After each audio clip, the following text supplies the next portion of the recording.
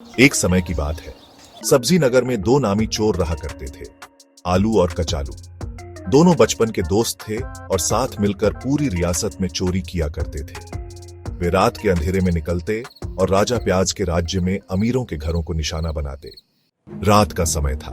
सब्जी नगर के बाजार में सभी सब्जियां अपने घरों में सो रही थीं, लेकिन आलू और कचालू अपने अगले निशाने की तलाश में थे।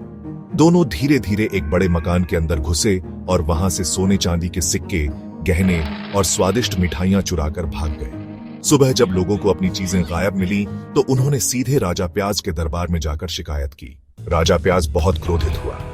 उसने तुरंत अपने मंत्रियों गाजर, टमाटर, बैंगन, हल्दी, मिर्च और धनिया को बुलाया और आदेश दिया, हमें उन चालाक चोरों को पकड़ना होगा। वे हमारे राज्य में अराजकता फैला रहे हैं। राजा प्याज ने अपनी पूरी सेना को आदेश दिया कि वे आलू और कचालू को पकड़ने के लिए पूरे राज्य में तलाशी लें। लेकिन आलू और कचालू बहुत चालाक थे। वे हमेशा किसी न किसी तरह राजा की सेना को चकमा देकर बच निकलते। आलू को अपनी चालाकी पर बहुत गर्व था। उसने एक पेड़ पर चढ़कर दूरबीन लगाई और राजा प्याज के महल को गौर से देखने लगा। महल बेहद भव्य था। चमचमाती सफेद दीवारें, बड़े बड़े दरवाजे और अंदर एक सुंदर बगीचा जहां राजा प्याज अपनी रानी के साथ घूमता था। चारों ओर पहरेदार तैनात थे, लेकिन आलू और कचालू हमेशा नजरों से बच निकलते। राजा प्याज के मंत्रियों ने एक योजना बनाई। उन्होंने अफवाह फैला दी कि महल में एक गुप्त खजाना रखा गया है और जो भी उसे चुरा लेगा वह सबसे बड़ा चोर कहलाएगा।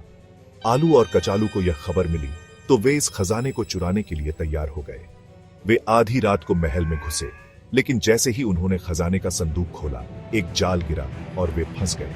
राजा प्याज और उसकी सेना ने उन्हें पकड़ लिया और भयानक जेल में डाल दिया। आलू और कचालू ने हार नहीं मानी। उन्होंने पहरेदारों को धोखा देने की योजना बनाई। आलू ने पहरेदारों से कहा, हमें बहुत भूख लगी है, अगर तुम हमें समोसे खिला दो तो हम तुम्हें सोने का खजाना बताने में मदद करेंगे। पहरेदार लालच में आ गए और उन्हें समोसे लाकर दे दिए। समोसे खाते ही आलू और कचालू ने पहरेदारों को धक्का दिया और तेजी से भाग निकले। पूरे राज्य में एक बार फिर उनकी तलाश शुरू हो गई, लेकिन वे फिर से छिपने में कामयाब रहे। एक दिन आलू और कचालू एक प्रसिद्ध समोसे की दुकान पर पहुंचे। यह दुकान एक बेहद मोटे आलू की थी जो कड़ाही में समोसे तल रहा था। दुकान में गाजर, टमाटर, बैंगन और धनिया बैठकर गर्मागर्म समोसे और चाय का आनंद ले रहे थे। आलू ने कचालू से कहा, यार, इतने सारे चोरियों के बाद भी हम पकड़े गए, लेकिन समोसे के बिना हमारी कहानी अधूरी रह जाएगी। चलो समोसे खाते हैं।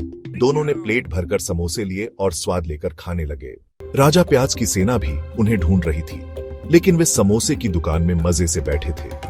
राजा प्याज के मंत्रियों ने एक बार फिर आलू और कचालू को पकड़ने की योजना बनाई। उन्होंने एक नकली समोसे की दुकान लगाई और जैसे ही आलू और कचालू वहां पहुंचे, उन्हें पकड़ लिया गया। इस बार राजा प्याज ने उन्हें सब्जी नगर से बाहर निकालने का आदेश दिया। आलू और कचालू ने सोचा कि अब चोरी छोड़कर कुछ अच्छा किया जाए। उन्होंने खुद की एक समोसे की दुकान खोल ली और अब सब्जी नगर में उनके समोसे सबसे ज्यादा मशहूर हो गए। ये चोर आए सुधर गए, समोसे की दुकान हमने खोल ली है। चटनी के साथ मजा है भाई, पोटैटो टैरो की कहानी सबको भाई।